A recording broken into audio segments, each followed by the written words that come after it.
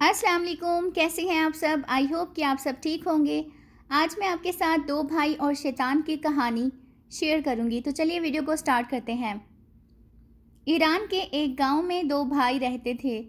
دونوں میں بہت زیادہ محبت تھی۔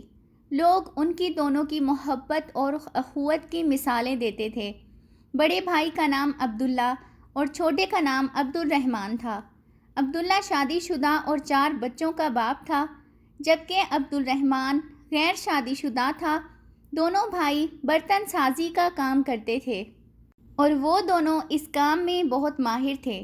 وہ سال میں 2 بار اپنے ہاتھ سے تیار شدہ برتن بیچنے کے لیے شہر جاتے تھے اور واپسی پر ضروریات زندگی کی چیزیں خرید کر لے آتے۔ اس کاروبار سے انہیں مناسب آمدنی حاصل ہو جاتی تھی۔ ایک روز حسب معمول دونوں بھائی برتن لے کر شہر کی طرف روانہ ہوئے۔ کافی دنوں کا سفر تھا۔ وہ لوگ ابھی شہر سے ایک دن کے فاصلے پر تھے کہ دوپہر کا وقت ہو گیا۔ انہوں نے ایک درخت کے نیچے گدھوں سے سامان اتارا، ان کے آگے چارہ ڈالا اور خود وضو کر کے نماز ظہر ادا کی اور کھانا کھانے لگے۔ کھانے سے فارغ ہوئے تو انہیں ایک شخص کے چلنے کی آواز سنائی دی۔ دونوں نے دیکھا کہ گرد و غبار میں بھرا ہوا ایک شخص ان کی جانب آ رہا ہے۔ اس شخص نے قریب آ کر کہا کہ دوستو، کیا تمہیں کسی ہمسفر کی ضرورت ہے؟ بڑا بھائی بولا، کیوں نہیں، ہم سفر کی وجہ سے سفر آسان ہو جاتا ہے۔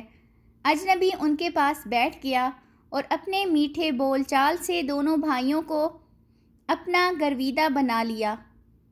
کچھ دیر آرام کے بعد سفر دوبارہ شروع ہو گیا۔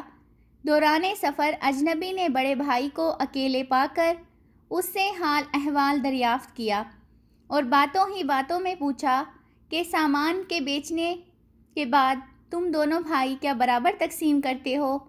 جواباً بڑا بھائی بولا کہ ہاں، ہم ایسے ہی کرتے ہیں۔ اجنبی نے کہا، دیکھو تم بال بچوں والے ہو، تمہارا حق تو زیادہ بنتا ہے اور محنت بھی تم زیادہ کرتے ہو۔ چھوٹا بھائی تو اکیلا ہے، کیا تم کبھی اس پہلو سے سوچا ہے؟ اس طرح اجنبی سے بڑے بھائی کے دل میں وسوسہ پیدا کرنے کے بعد اس نے دل میں یہ عہد کر لیا کہ اس دفعہ وہ زیادہ حصہ لے گا۔ اس طرح اجنبی نے موقع پا کر پھر چھوٹے بھائی سے پوچھا کہ سامان بیچنے کے بعد کیا تم دونوں برابر تقسیم کرتے ہو؟ چھوٹے بھائی نے بھی ہاں میں جواب دیا۔ اجنبی بولا، تمہاری ابھی شادی ہوئی ہے، گھر بسنا ہے اور آمدنی کی تقسیم میں تم تو گھاٹے میں رہ جاتے ہو، کام کاج بھی تم زیادہ کرتے ہو، بڑا بھائی تو اپنے بچوں میں مصروف رہتا ہے، اس طرح تم گھر کیسے بناؤ گے؟ شادی کے اخراجات کہاں سے آئیں گے؟ پھر چھوٹا بھائی بھی وسوسوں کا شکار ہو گیا اور کھچا کھچا رہنے لگا۔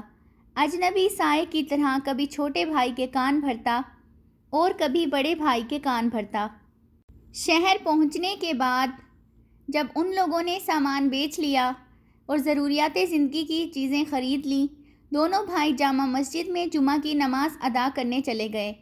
امام صاحب نے خطبہ میں سورۃ الناس کی تشریح فرمائی کہ شیطان کس طرح انسانی ذہنوں میں وسوسے پیدا کرتا ہے، اور فرمایا کہ اگر کوئی بھی آپ سے کوئی ایسی بات کرے جس سے آپس میں پھوٹ پیدا ہو، بے اتفاقی پیدا ہو یا حرص جاگ اٹھے، تو آپ لوگ فوراً لا حول ولا قوت الا باللہ العلی العظیم پڑھیں۔